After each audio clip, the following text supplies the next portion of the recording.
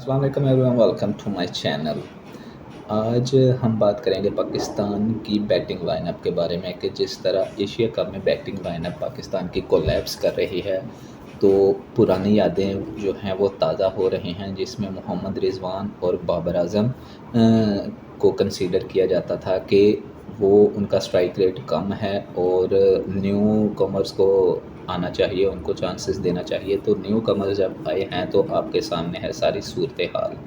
तो अब पुरानी यादें इस वजह से ताज़ा हो गई हैं कि सभी ये कह रहे हैं कि बाबर आजम और मोहम्मद रिजवान ही बेहतर थे इनसे, तो इवन के वो मैच तो बना लेते थे। अगर हम देखा जाए वर्ल्ड 11 के बारे में, वर्ल्ड की क्रिकेट के बारे में, बिग बैश लीग जो है वो दुनिया की टॉप की लीग है। एक्सक्यूज़ मी, टॉप की लीग है और सभी प्लेयर्स की ख्वाहिश होती है कि उसमें पार्टिसिपेट किया जाए, बिग बैश लीग खेली जाए। तो जब एशिया कप का अनाउंसमेंट हुआ तो पाकिस्तान में जगह नहीं मिली बाबर आजम को और मोहम्मद रिजवान को, T20 से इनको निकाल दिया गया। लेकिन जब बिग बैश लीग की अनाउंसमेंट हुई तो फर्स्ट प्रायोरिटी पे उन्होंने बाबर आजम को बाय किया, बाबर आजम को उन्होंने फर्स्ट प्रायोरिटी पे उनको अपनी चॉइस में रखा और मोहम्मद रिजवान को भी इवन के।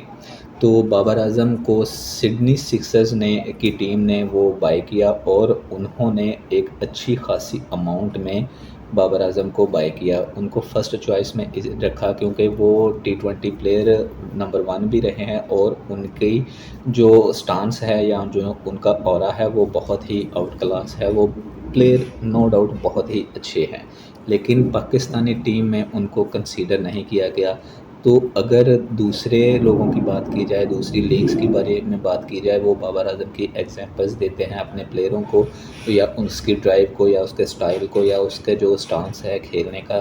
तो लेकिन बाबर आजम के डाउनफॉल आ जाता है, बाबर आजम के ऊपर भी आया, इवन के विराट कोहली के ऊपर भी आया था, लेकिन बाबर आजम को उस तरह की सपोर्ट नहीं मिली पाकिस्तान की टीम की तरफ से। अब जिस तरह की बैटिंग लाइनअप पाकिस्तान की चल रही है, यहाँ पे भी बाबर आजम को कहते हैं कि इनको, बाबर आजम को टीम में होना चाहिए था। तो आपको सिडनी सिक्सर्स के बारे में बताता चलूँ कि बाबर आजम को उन्होंने $2,74,000 में उन्होंने बाबर आजम को ख़रीदा है बिग बैश लीग के लिए। ये बहुत अच्छी खासी अमाउंट है, इवन के ये पाकिस्तानी रुपये में अगर इसको कन्वर्ट किया जाए तो ये राउंड अबाउट अप्रॉक्सीमेटली 8 करोड़ जो बनते हैं, 8 करोड़ पाकिस्तानी रुपीज़। तो आप इस चीज़ से अंदाज़ा लगा सकते हैं कि उन्होंने अच्छी खासी बोली लगाई है बाबर आजम के ऊपर। तो बाबर आजम को उन्होंने बिग बैश के लिए बुलाया है और अब जो प्रायोरिटी है वो बाबर आजम को बिग बैश लीग वाले दे रहे हैं, लेकिन पाकिस्तानी जो इंटरनेशनल टीम है उस तरह उनको कंसीडर नहीं कर रही।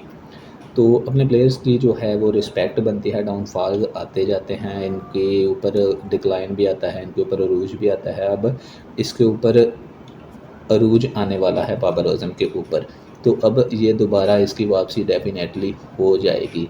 तो अब देखते हैं कि पाकिस्तानी टीम में कैप्टेंसी या एशिया कप के हवाले से ये किस तरह की परफॉर्मेंसेस देते हैं। सुपर 4 में तो ये पहुंच गए हैं, अब इनके ऊपर नज़रें हैं कि ये फाइनल तक ये कैसे रसाई हासिल करते हैं और ये आगे एशिया कप को जीत पाते हैं कि नहीं। हमारी तो यही उम्मीद है कि एशिया कप ये जीत जाएं, तो क्योंकि पाकिस्तान में सिर्फ़ और सिर्फ क्रिकेट ही जो सपोर्ट है उसको ही देखा जाता है और खेला जाता है और इसको ही सपोर्ट करते हैं। तो hope for the best for Pakistan team. Thank you so much for watching.